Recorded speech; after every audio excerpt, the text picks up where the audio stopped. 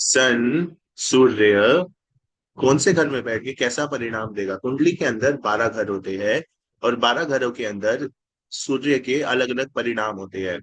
पर वो सारे परिणाम पहले घर से मिले जुले होते हैं। उदाहरण के तौर पे सूर्य अगर पहले घर में बैठेगा तो संवेदना जगाएगा संसार के प्रति, और वो दूसरे घर में बैठेगा तो संवेदना जगाएगा पैसे के प्रति। वैसे ही वो तीसरे घर में बैठेगा तो वो मानसिक रुझाव करेगा। कौन किस तरफ मानसिक रुझाव जाएगा, उसका कुछ नहीं पता, कोई ठिकाना नहीं, पर वो मानसिक रुझाव करेगा।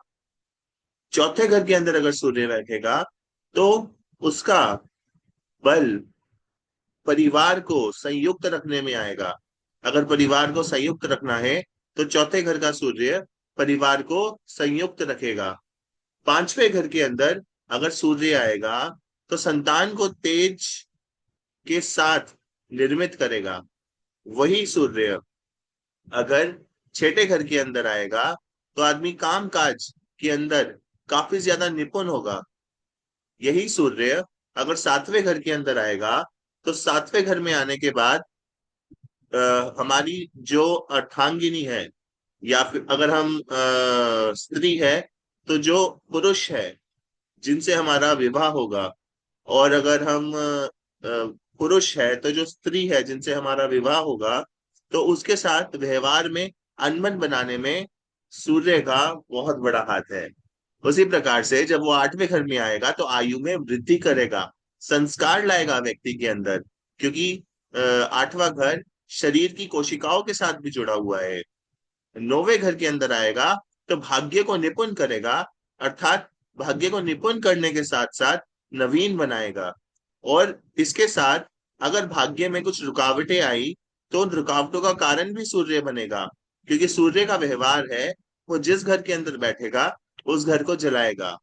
ऐसे ही जब 10वें घर के अंदर सूर्य बैठेगा तो पर्सन अपने काम को लेके बहुत ज्यादा जागरूक होगा, मदमस्ती से भरा होगा, और काफी ज्यादा तेज के साथ कार्य करेगा, काफी ज्यादा मजबूत इरादों वाला होगा। ऐसे जब वो 11वें घर में आएगा तो इच्छा पूर्ति करेगा। पर सूर्य का प्रभाव ऐसा है कि वो जिस भी घर में बैठेगा उस घर के कारक तत्वों को जलाने का प्रयोजन भी सूर्य करता है। तो अगर वो 11वें घर में बैठेगा तो 11वां घर होता है इच्छा पूर्ति का।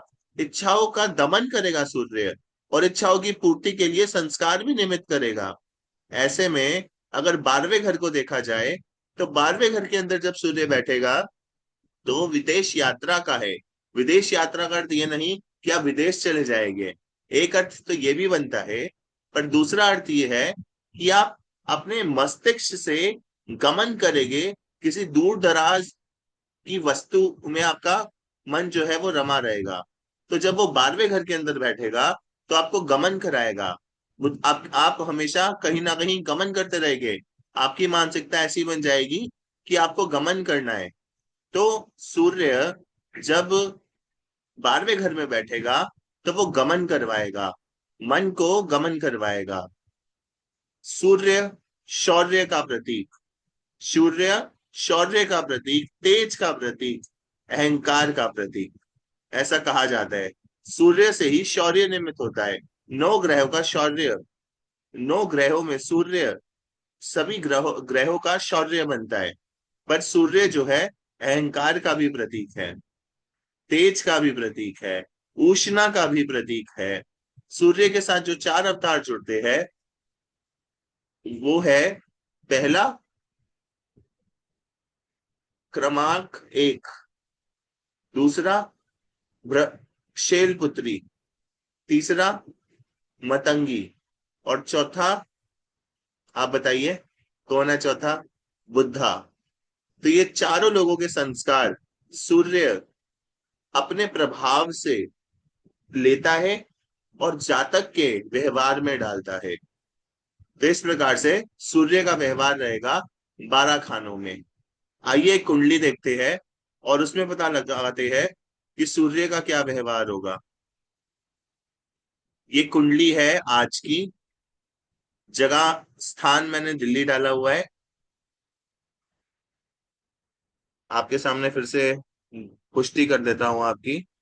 स्थान मैंने साउथ दिल्ली डाला है क्योंकि मैं अभी साउथ दिल्ली के अंदर बैठा हुआ हूँ। इंडिया। टाइम है सुबह 6 बजे। और सूर्य 6 बजे पहले घर के अंदर आ जाता है। तो सूर्य सुबह 6 बजे पहले घर के अंदर बैठा हुआ है। तो यहाँ पे सूर्य जब पहले घर में बैठेगा, तो जो भी ग्रह पहले घर में बैठता है वो 12 घरों को प्रभावित करने की क्षमता रखता है। अगर यही सूर्य दूसरे घर में बैठेगा और दूसरे घर को लगन मान लिया जाए, तो वो धन के भाव में बैठ के सभी 12 घरों को प्रभावित करेगा। ऐसी जब वो पराक्रम तीसरे घर में बैठेगा, तो पराक्रम के घर को लगन मान लिया जाए, तो उसको लगन मान के वो सारे के सारे घरों को प्रभावित करेगा। इस प्रकार से ग्रह की चाल चलती है। यहाँ पे सूर्य पहले घर के अंदर बैठा हुआ है, और सूर्य पहले घर में बैठ के 12 घरों पे प्रभाव डाल रहा है। ऐसे में सूर्य का 12 घरों पे प्रभाव क्या होगा? हर घर पे लगन का प्रभाव हमेशा रहता है। हर घर पे लगन का प्रभाव हमेशा रहता है। सूर्य जिस भी घर पे अपना प्रभाव डालेगा, वहां पे सूर्य तेज बिखेरेगा। अर्थात उस उस जातक के उस जातक के व्यवहार में तेज बिखेरेगा। पर तेज के साथ साथ उस घर के कारक तत्व को भी जलाएगा। कारक तत्व क्या होते हैं? हर ग्रह कुछ कारक प्रदान करते हैं, और हर घर का भी कुछ कारक होता है। जैसे तीसरा घर पराक्रम का कारक होता है। वहां पे सूर्य बैठेगा तो व्यक्ति पराक्रम तो होगा, पर उसके पराक्रम का दमन करने का उपाय भी सूर्य ही करेगा। यहाँ पे सूर्य पहले घर के अंदर बैठा है, और इस कुंडली के अंदर 12वें घर के अंदर राहु, वीनस, सैटर्न और मरकुरी, ये 4 ग्रह जो है बैठे हुए हैं। नेपटून क्यों? नेपट्यून को हम कंसीडर नहीं करते क्योंकि वो बहुत दूर होता है। कुछ एस्ट्रोलॉजर्स नेपट्यून को भी कंसीडर करते हैं क्योंकि वो साइकिक एबिलिटीज देता है। तो यहाँ पे इन 4 ग्रहों के ऊपर सूर्य लगन में बैठा प्रभाव डालेगा। कैसे प्रभाव डालेगा? सूर्य बोलेगा कि मैं आपको अनुमति नहीं देता हूं। मैं जहां भी बैठता हूं वहां उस भाव का दमन करता हूं। मैं अगर पहले घर में बैठा हूं, तो मैं 12वें घर का दमन करूंगा। यहाँ पे अगर व्यक्ति को विचार आते हैं जो उपयुक्त नहीं है, तो उन विचारों का दमन सूर्य पहले घर में बैठ के कर देगा। तो यहाँ पे 4 ग्रह राहु, वीनस, सैटर्न और मरकुरी, ये चारों ग्रह मिलके भी 12वें घर के अंदर जो बैठे हुए हैं, पूर्ण रूप से प्रभाव नहीं डाल पाएंगे जातक के ऊपर सूर्य के कारण। इसके कुछ नकारात्मक प्रभाव तो पड़ेंगे जातक की कुंडली में। पर आप आइए, देखते रहिए और सीखते रहिए, और मेरे चैनल को सब्सक्राइब कीजिए, वीडियो को लाइक कीजिए, और एक प्यारा सा कमेंट छोड़ के जाइए अगर आपको कुछ सीखने को मिला। मैं रोज आपके लिए ऐसे ही नॉलेजेबल वीडियोस लाता रहूंगा एस्ट्रोलॉजी के ऊपर। लंबा सफर है, जुड़े रहिए। अगर आपको एस्ट्रोलॉजी सीखनी है तो आप एस्ट्रोलॉजी जरूर सीखेंगे, पर आप मेरे साथ बने रहिए और अपना प्रयास करते रहिए। अगर आपको कोई डाउट्स आते हैं तो मेरा नंबर है 8750975406। आप इस नंबर पे मेरे को कॉल कर सकते हैं, और अपने डाउट्स अगर पूछना चाहे तो मुझसे अपने डाउट्स पूछ भी सकते हैं।